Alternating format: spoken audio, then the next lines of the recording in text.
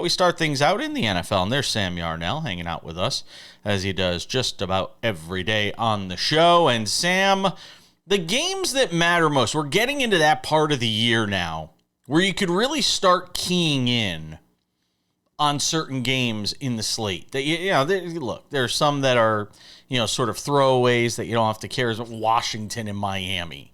Well, if you're watching that, you're a diehard. There's several of those types of games on the schedule every week. But there are a lot of games this week in particular where it feels like there's something at stake. So I want to help people weed through a little bit.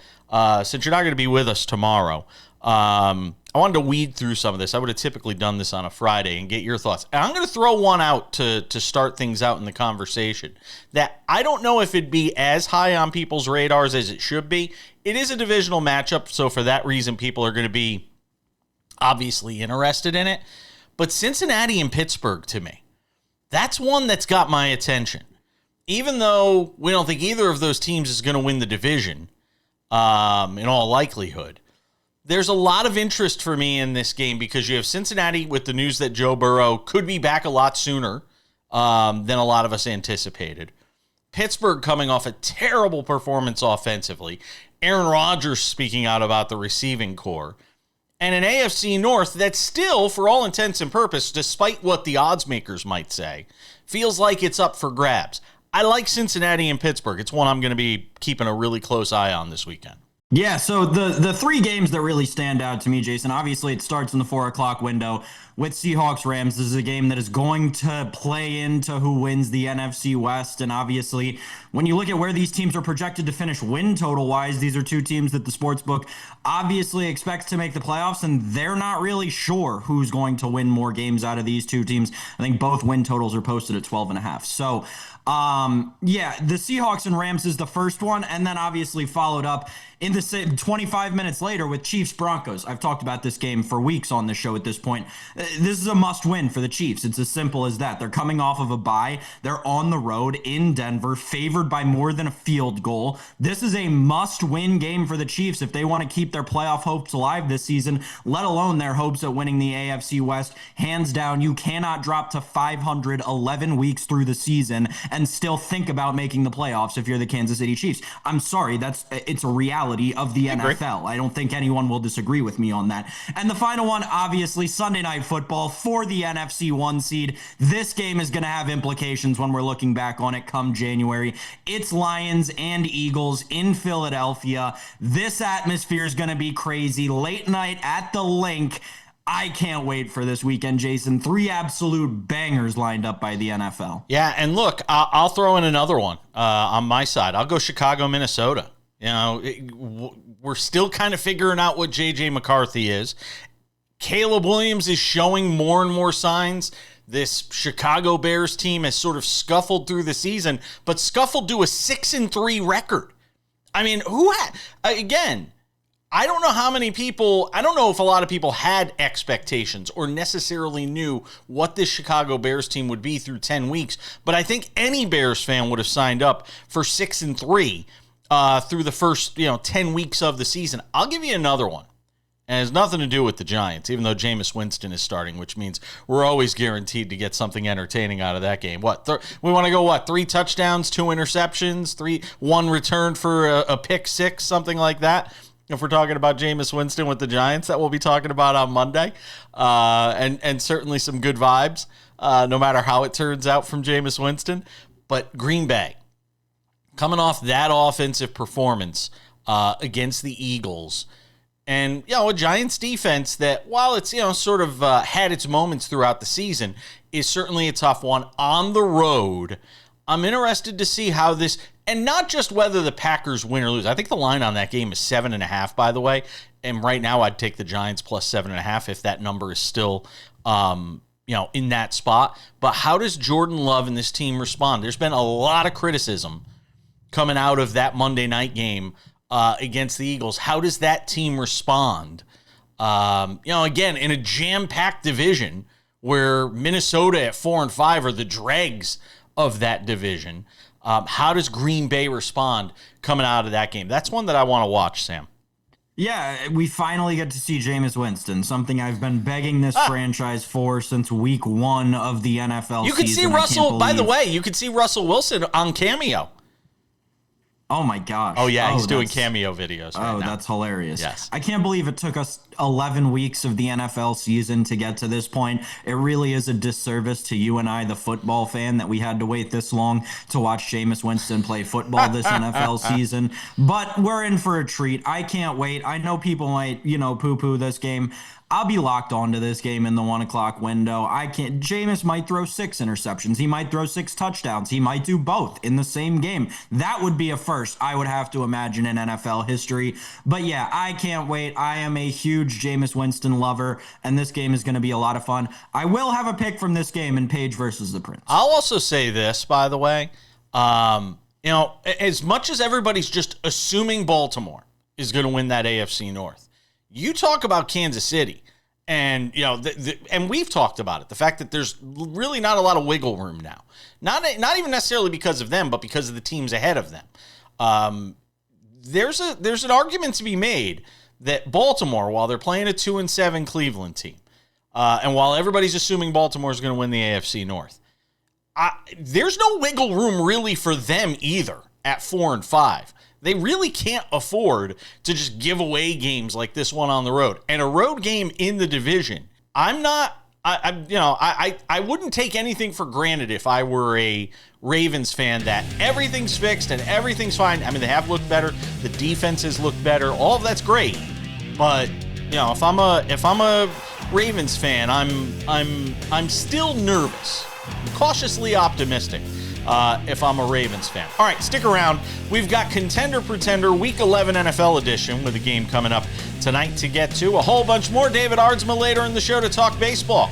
Don't go anywhere. Lots to do on this Thursday Sports Wrap.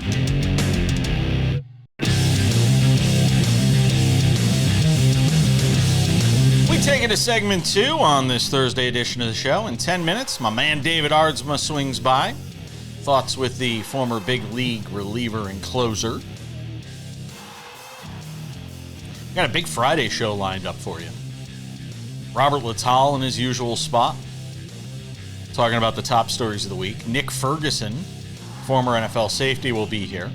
Talk about everything going on in football. And Dom Amore of the Hartford Courant covers the UConn Huskies men's basketball program. We'll get him on to talk about the top 5 ranked Huskies and his new book, which is a book he did with Jim Calhoun going through his career in his life. Look forward to talking with him about that on tomorrow's show.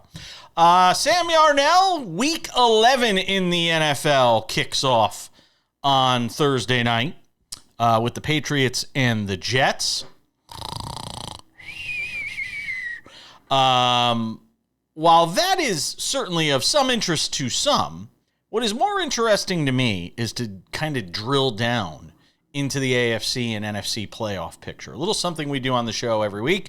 It's called Contender Pretender. One contender, one pretender from each of us. And as I said, we get deeper into this season. I think it's becoming a little easier to figure out who some of these are. So I will defer to you for Contender Pretender. Give me yours. Well, I do think this is tough because to come up with something, interesting here. Because, like we talked about earlier this week, I think that we're not that far. We kind of have a good picture of how the playoffs are going to shake out, right? In the NFC, it's generally going to be exactly what you have now. Actually, I wouldn't be surprised if it was exactly what you have right now in the NFC. In the AFC, yeah, Jacksonville will probably fall out of it. Kansas City will probably jump into it. Pittsburgh will probably lose their division, and Baltimore will probably win theirs. But outside of that, I don't think that there's any massive surprise coming. So for that reason, my contender has to be the Baltimore Ravens to win the AFC North. They are 1,000% divisional contenders. I don't really think that I need to explain myself. So maybe I'll go a step further and get even crazier on the show, the agent of chaos that I am. The Cincinnati Bengals are contenders to win the AFC North. Bet you didn't think you saw that one coming. Well, here's the thing. The Cincinnati Bengals have yet to lose an AFC North game this season. Despite their ugly record, they're undefeated in division, 2-0. They've got a divisional game this week. If they can luck box their way into a win over a reeling and down Steelers team, this is a team that could absolutely run the table somehow if they get Joe Burrow back by Thanksgiving and everything else falls exactly in their way. This is a team that could somehow luck box their way in to an AFC North championship. So the Baltimore Ravens are real contenders to win that division, but I'll throw in the Bengals as my backup contender to win that division. Pretender, take your pick. This week we'll go with the Pittsburgh Steelers. Yeah, they're absolutely pretenders. I mean, this team absolutely, since day one, everyone's been division leaders. And hollering, hey, they're spending so much money. They're giving out all these contracts. Yeah, well, it turns out all those contracts they gave out were to 35-year-olds who are a step late in their careers. So that defense isn't what it used to be. And Aaron Rodgers, well, he's not 35 anymore. He's 42 now, and it's starting to show week 11 of the season. AFC North contenders, Ravens and Bengals. AFC North pretender, Steelers. The Browns are forgotten. We're talking about a division leader as a pretender. It is. I mean, you have to breathe that in a little bit. And there's a lot of projecting in terms of what we assume is going to happen in that division. And you know what they say happens when you assume. Just saying. I'm not. By the way, I'm not saying I disagree or that I think you might not wind up being validated or vindicated in what you're saying. I'm just saying it's pretty wild that we're going into week 11 when trend lines have sort of been what they are, when resumes have been established, you kind of know who you are. That we're still saying the Steelers. Not only are they not winning the division, they're not even making the playoffs at this point. It is pretty wild. But you just said that with regard to the resume thing, right? So in terms of the AFC North, their resume is virtually nothing. They've played 2 games. They still have 4 divisional games in front of them. I don't disagree with any of this. Which is why I'm just saying that I don't think their record really indicates how good they are in their division. Fair enough. I'm going to start with a pretender, and I'm going to go with the Carolina Panthers. Who, despite the fact that they're knocking on the door here, that loss against Houston with Davis Mills as the starting quarterback was the one that was the straw that broke the camel's back for me. And their schedule coming down the stretch here is not easy. They're at the Falcons this week, at the Niners after that. Then they got the Rams. Saints is a layup. They finish with Buccaneers, Seahawks, Buccaneers. Good luck with that. Their season's done. As much as we'd like to talk about the fact this team is better, and they are certainly going in the right direction, they are not a contender to make the playoffs this year. For my contender, and I thought long and hard about this, and I have vacillated a bit on it.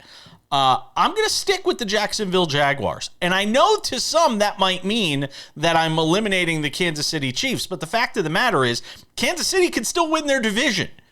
Kansas City still has a route to win their division with 2 matchups against the Broncos, one of them being this week, and another matchup against the Chargers. Still, going into week 11, despite the fact that Sam Yarnell doesn't think so, the Kansas City Chiefs still control their own destiny.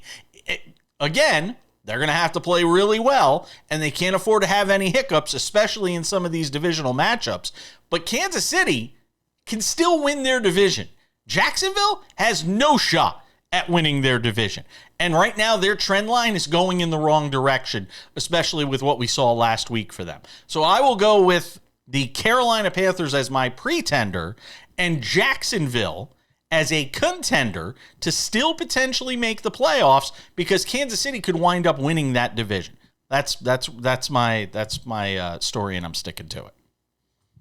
The way, just to be clear, the way that Kansas City has to win that division is win out. They cannot lose another game, and they have to hope, they have to then beat the Broncos twice and hope that, no, they don't play the Broncos twice. I'm sorry. Yeah, they do. They have to beat the Broncos twice and hope that the Broncos lose to one of the Commanders, Raiders, Jaguars, where's that Chargers, game? Or maybe Packers at home. Game could mean a lot for Green Bay. That is a tough road. Get your the price is way out of whack, but I'd say get your Kansas City divisional tickets now. What is Kansas City right now to win that division? We're almost out of time. 2-1. Yeah. Plus 155. Broncos plus 130.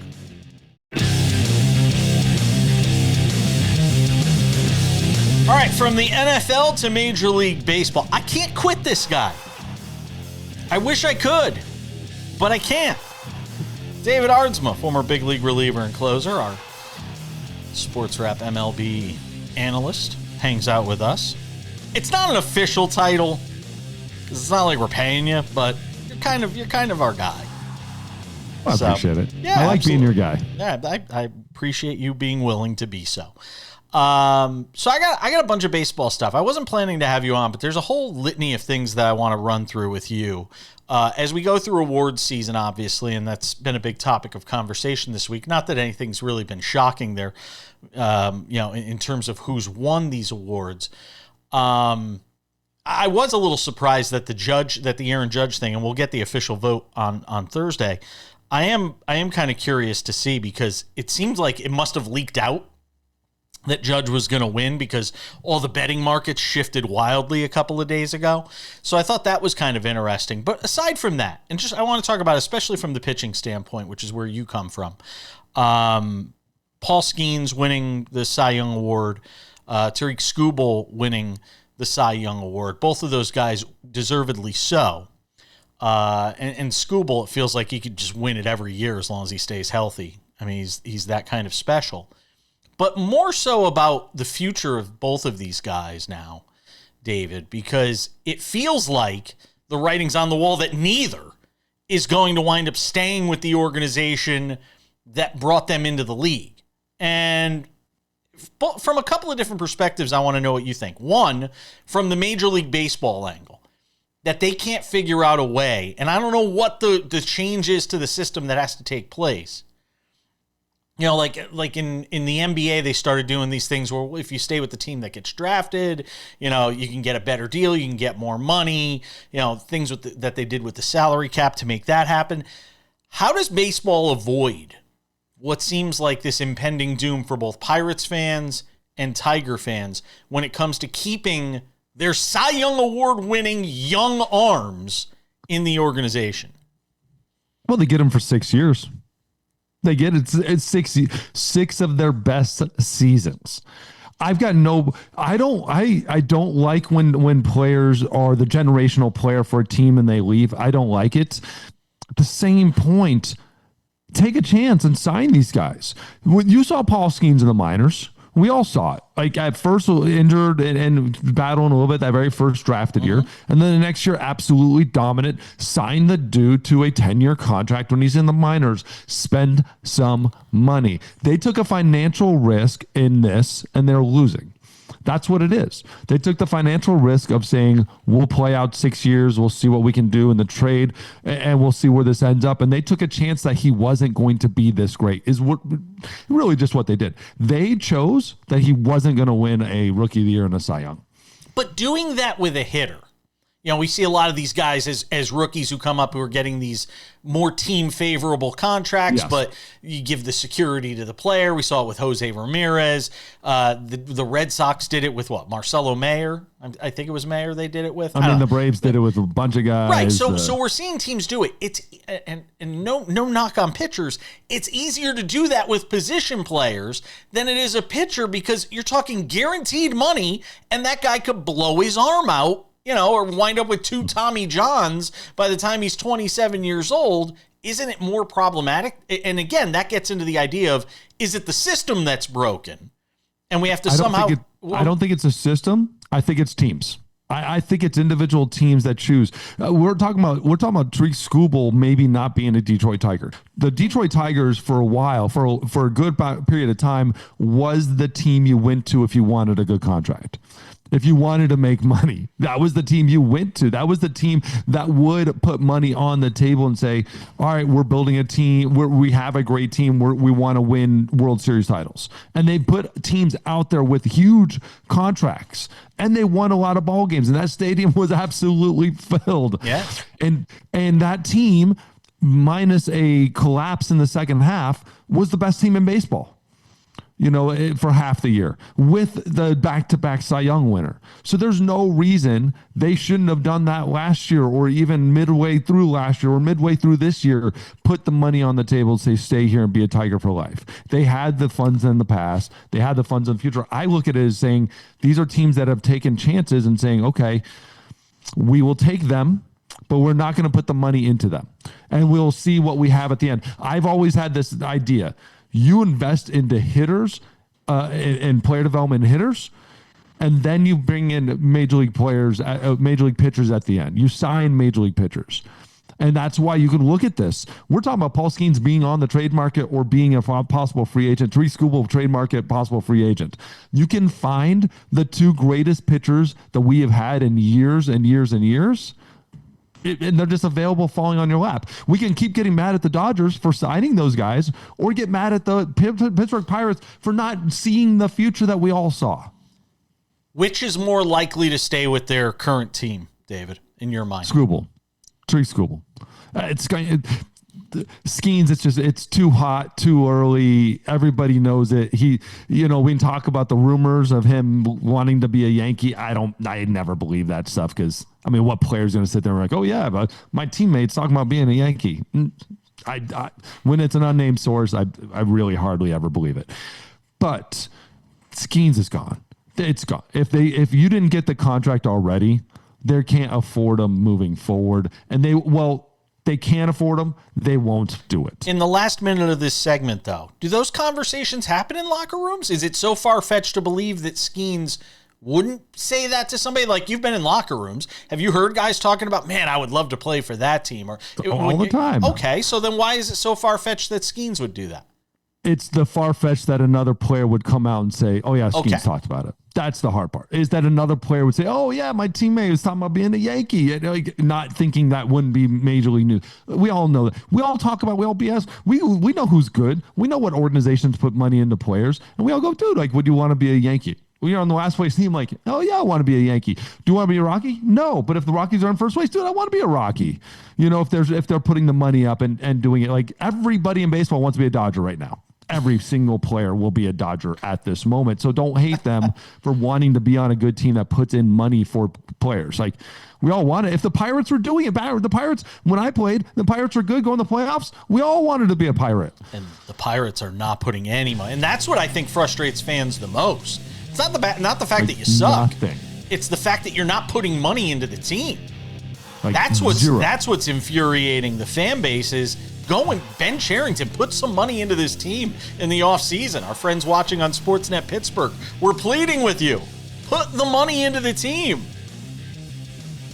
Build around this arm. To spend it. Yeah. Give him the paycheck. Give him the paybook. Let him do it. More with David Aardsma next. Another segment with our friend David Aardsma, the former big league reliever, closer. Our unofficial SportsWrap MLB analyst. We gave him that title. It's on his LinkedIn page. The director of baseball analysis. There you go. I like it. Doing pitching lessons. Are you okay? Did you have to throw a lot today or what? No, didn't have to throw it all. There was a weightlifting session today. Oh, really? Interesting. Yes. So it's not just throwing. You're actually doing like comprehensive training. 100%. Oh, interesting. Top Velocity Pro. Yes, there you go. Say it again. Top Velocity Pro. For the people in the back of the room who didn't hear it. Let's talk about the gambling controversy now that's hit baseball. The Manuel Clase, Luis Ortiz, both being suspended. Probably never see the light of day in terms of baseball again. And you're talking about guys who are, somebody put out the math the other day on like how much money Clase was lined up to make. And he's making, he's getting kickbacks of like $5,000 to throw a stray pitch here and there. Not even something that's necessarily altering the game. I know it's talk about penny wise and pound foolish. I mean, this is the epitome of that, David. But it's so easy to manipulate a bet like this. That to me, my screaming from the top of the mountain was just eliminate those sorts of prop bets. Now, I think baseball did the next best thing it could do with the gambling companies and said, all right, you can't wager more than $200 on this. You can't include it in a parlay. Is that satisfactory to you? I don't even like that. I don't like it. I think when you have a Class A, especially, or we talk about Ortiz, but it's Emmanuel Class A is the guy. Like, that's who we want. That's who Major League Baseball players are talking about. It's Class A. Because he was Hall of Fame. He was going if he just kept pitching, he was going to the Hall of Fame. So that one blows my mind because he was still setting up he had good paydays. He was setting up for massive paydays. Massive paydays. And World Series contending teams that would have been all over him. So like, he not only lost money, he lost a lot of money. But we've set up a program, like when you hear about a Class A and Ortiz like get caught and these are the punishments, that's what stops players immediately. I guarantee you every single player is stopping it, not because of $200 or anything like that, because of what the real punishment is for these players. Now we have on the back end the way to set up to understand if the gambling starts popping funny, and that's how these guys got caught in the first place, right? You're catching odd bets on odd pitches and stuff like that. I think the system itself was actually working.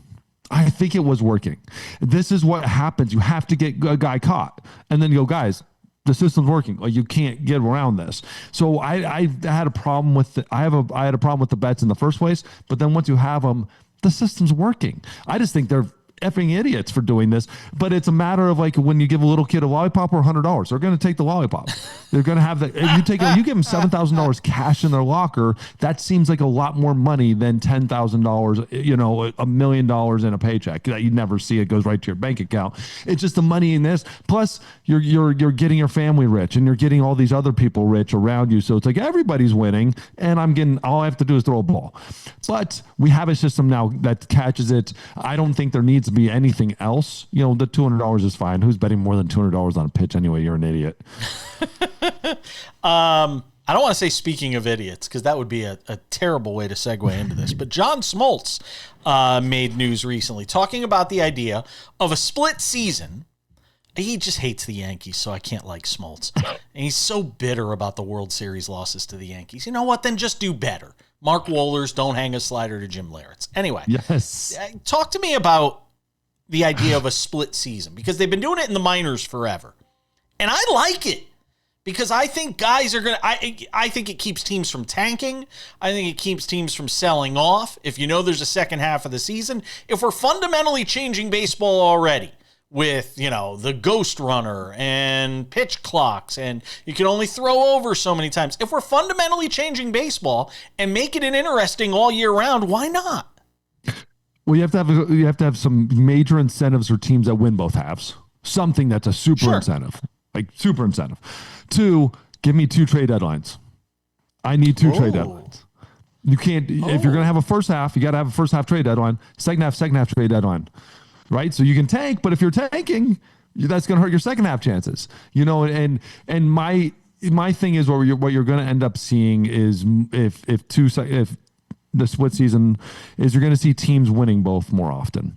You're going to see teams, the good teams are going to win both. I'm sorry, like Detroit was the best first half team I'd seen in baseball, but by the time they got to the second half, you didn't want them in the playoffs. They're a different team. It doesn't matter. Like, still, the time factor still plays in this. You don't have the playoffs after the first half. You have the playoffs after the second half. So it really doesn't matter what you do in the first half. Win the second half and be hot. And that's what we've always seen in baseball. You win whoever's the hottest at the end tends to play the best in the playoffs. And so you're not going to see a whole lot different. Like, how all of a sudden the Yankees are going to turn it on because they won the first half, and then they're going to win the playoffs. They were the same team. They were the same team when they entered the playoffs, and they still entered the playoffs. How many times have we ever seen a team be a great team in the first half and not make the playoffs? Very rarely. They still make the play. 95% of the time, they still make the playoffs. Yeah, make the playoffs, yes. And then they suck because they were just a bad second half team. Winning the first half and winning the second half. The thing about the minors, the thing that's good about the minors is you never know who's going to be on your team. So you can win the first half, but your whole team, the second half, could be totally different. And so it kind of gives a really neat little element to it because you don't know who's on your team one day to the next. Major League Baseball, if you're going to do it, you got to have 2 trade deadlines. But at the end of the day, we're going to see the best team's going to win the World Series regardless. So why change? Well, the reason I say why change is you're creating interest in markets where there may not be interest in a second half. because you're already But done. they would have been there in the first half anyways. But if the team sucks in the second half, they're not going to be showing up. They're still not coming to the ball game if the second half they have a losing record. We got to go. David, always appreciate it, my friend.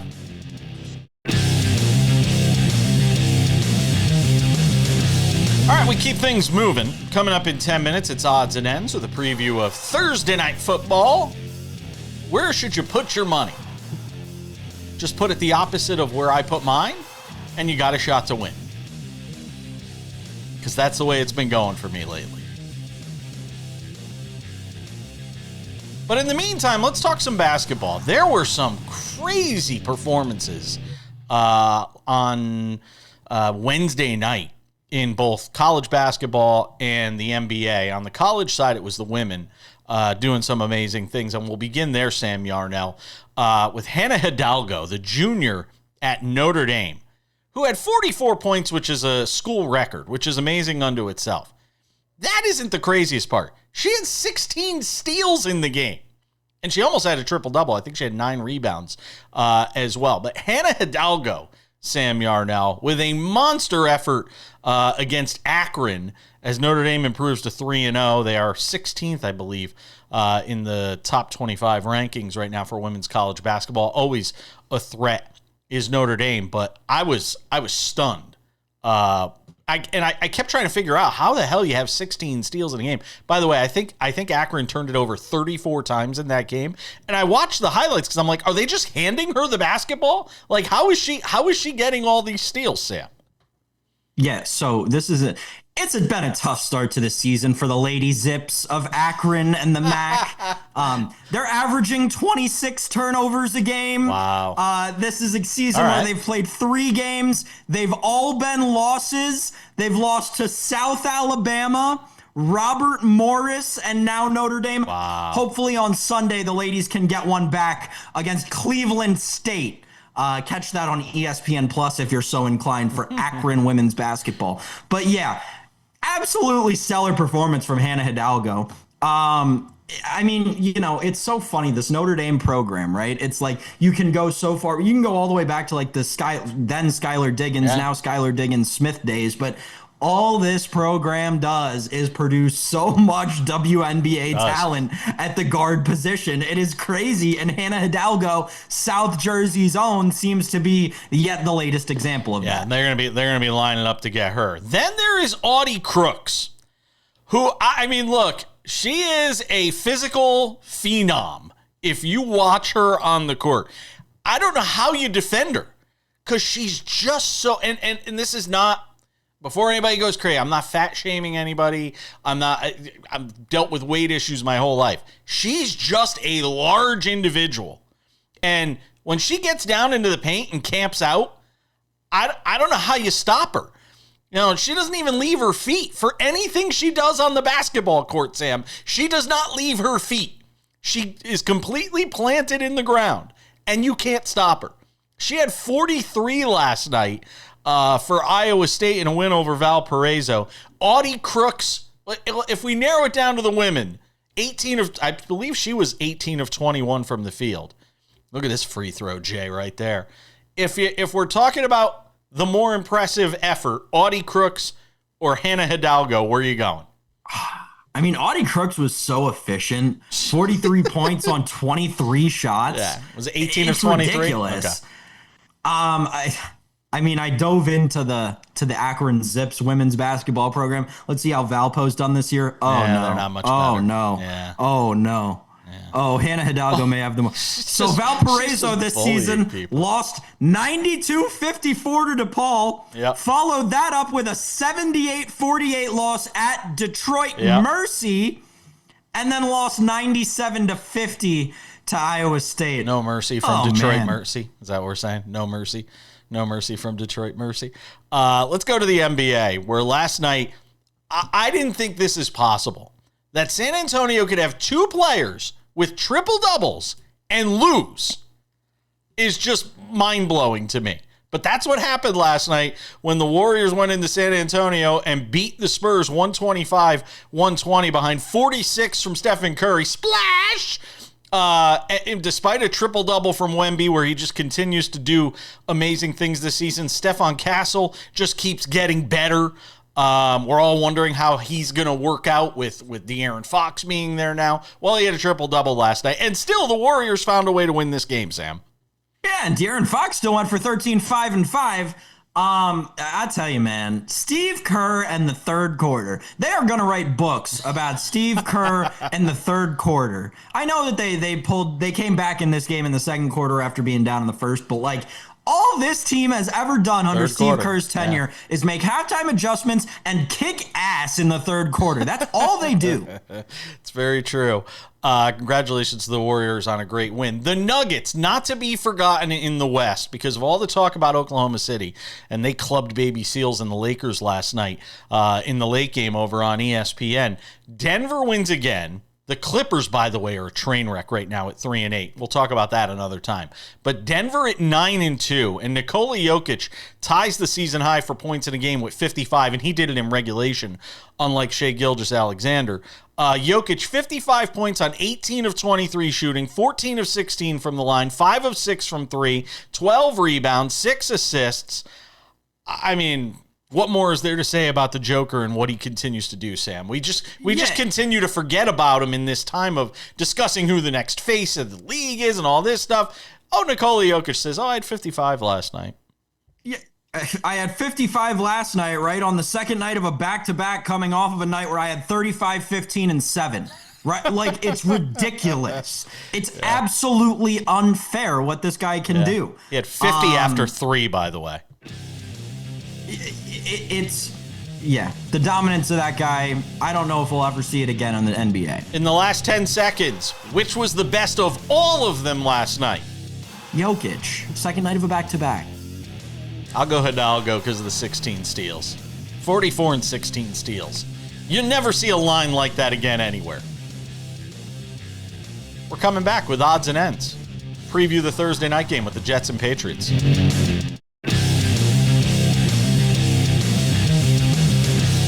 Welcome back. Just about time to put the wraps on this baby for a Thursday. Before we do, some reminders. Friday's show jam-packed here on SportsWrap. Nick Ferguson, former NFL safety with the Denver Broncos, based in Denver. Talk to him about those Broncos and all things football. Robert Littell, the founder of Black Sports Online, joins us every week on the show. And Dom Amore, who covers the UConn Huskies men's basketball program, has a great new book out that he did with Jim Calhoun talking about his career. We'll also get into it on the Huskies, who have a huge stretch coming up with a bunch of top 25 matchups for them before they get into the conference schedule. If you have not done so yet, make sure to subscribe to the Sports Wrap with Jason Page podcast. It's available on all your favorite podcasting platforms: Spotify, Apple Podcasts, YouTube Podcasts, iHeartRadio, TuneIn, Odyssey, Amazon. Anywhere you get a podcast, you can listen to this show while you drive to work, while you're in the train, while you're on a plane, in the car, shower, wherever. You can check out the show on the podcast edition. 45 minutes, Monday through Friday. Make sure to go and get it. Also, the Sports Wrap with Jason Page YouTube channel. We've put a lot of work into this. It has the show up there, commercial-free, Monday through Friday. Pro tip, it's usually available there before it's available anywhere else, even on television, with over 270 affiliates. Also, we have the Sports Wrap with Jason Page Sports Wrap Shorts. If you have not checked these out, when news breaks, we jump on and we break it down 60 seconds or less. It fits into your day. If something's going on in sports, you want to go over to the YouTube channel because we've got it covered with Sports Wrap Shorts. They're also available on TikTok, Sports Wrap Jason Page, and on Instagram, Sports Wrap Jason Page. Go and subscribe to those as well. And without any further delay on this Thursday edition of the show, Sam Yarnell, time for some odds and ends. Odds and ends, Sam Yarnell. We've got a Thursday night NFL game, sir. It is the Patriots, a divisional showdown. Al Michaels must be salivating to call this one. The Patriots and the Jets tonight from Foxborough. The 2-7 New York Jets going up against this Patriots team that just can't seem to lose right now. You know, I'm looking at the line on this game. and it's the Jets plus 12.5, Sam. And my takeaway from that is, if you go and look at the Jets this year, there's only 2 games where they've gotten beaten that bad. Just saying. The Bills in week 2, and the Cowboys 37-22 in the 5th game of the season. So for that reason, and I know some people are going to kind of scoff when I say this, no Ramondre Stevenson, I'll actually take the Jets plus the 12.5 tonight.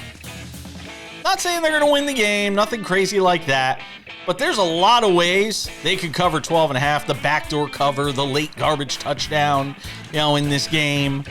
I'll go with the Jets plus 12.5 tonight, Sam.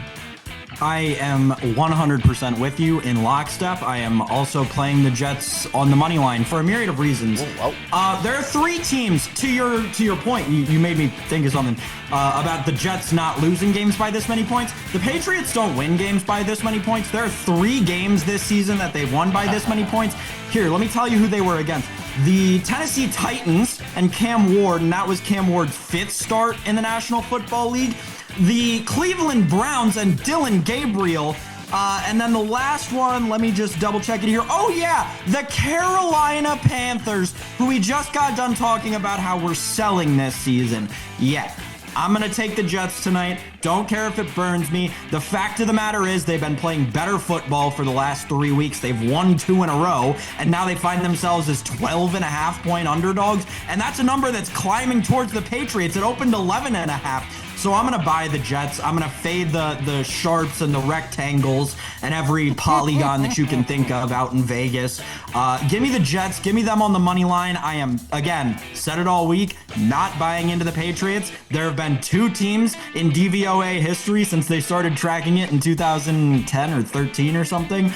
There have been 2 teams that have gotten to 8 wins while having, through 10 weeks of the season, while having a negative DVOA. It's these Patriots. And it's the 2022 Minnesota Vikings, the team that famously, Jason, lost to your Giants and Daniel Jones in, Brian Daboll's first year as a head coach. So I'm not buying the Patriots. Give me the Jets, spread, and money line tonight. To the non-experts, to the people that view things in the macro, explain DVOA. It's defensive value over average. So it's an analytic. It's one of these nerd stats that we use to kind of compare how defenses perform, not based on who your opponent is, but based on who the league average opponent would be. So that is to say the Patriots would be the 2nd worst defense against a league average offense. Here's the amazing thing. We talk about why aren't the Patriots getting more love? Why are we sort of underestimating them? A lot of people will say. Well, the books, they're underestimating them too. You got to go into the show more category to find the Patriots when we talk about the Super Bowl odds right now. They are 20-1. The Kansas City Chiefs, who wouldn't even be in the playoffs today if they started, have the best odds at 6-1. The New England Patriots are the 11th best odds to win the Super Bowl this year, Sam. They are 20-1. Let me run through some of the teams. They'd be the 1 seed if it ended right now. It's nuts. That's why I'm saying there's been no year like this before. The teams ahead of them: Denver, Baltimore, Green Bay, Indianapolis, Buffalo, Seattle, Detroit, Los Angeles, the Rams, the Eagles, and the Chiefs. No love for the Patriots in Vegas. It's a good value, though. 20-1. Might have to go and do something with that before I leave town. We got to go. Thanks to David Aardsma. Thanks to you, Sam. We'll see you all back here tomorrow for Friday Sports Wrap. Hi there. I'm Jason Page. You like what you're watching? Subscribe. We've got Sports Wrap shorts on this channel. We've got the show. We've got clips from the show. What else do you have to do? You probably follow a lot of other things that aren't half as they're not half as exciting as this show is. So what are you waiting for? Click the subscribe button, follow the channel, watch the content. Bye.